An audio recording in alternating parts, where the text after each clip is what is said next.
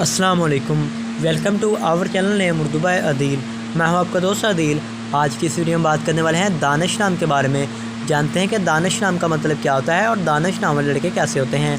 तो अगर अभी तक आपने हमारे चैनल को सब्सक्राइब नहीं किया तो ज़रूर सब्सक्राइब कर दें, साथ वाला घंटी वाले बटन पर क्लिक कर दें। दानिश नाम का मतलब इल्म और हिकमत के होते हैं। दानिश नाम की तख्लीक ज़बान में बात करें तो ये एक अंग्रेज़ी ज़बान का नाम है। दानिश जिन्स लड़का होता है। दानिश नाम का लकी नंबर यानी खुशकिस्मत नंबर 2 माना जाता है। दानिश नाम का मज़हब ईसाई होता है। दानिश नाम की लकी तारीखें 1, 4, 7 और 10 होती हैं। दानिश नाम के बेहतरीन वक़्त में 3 PM से लेकर 5 PM तक इनका बेहतरीन वक़्त होता है।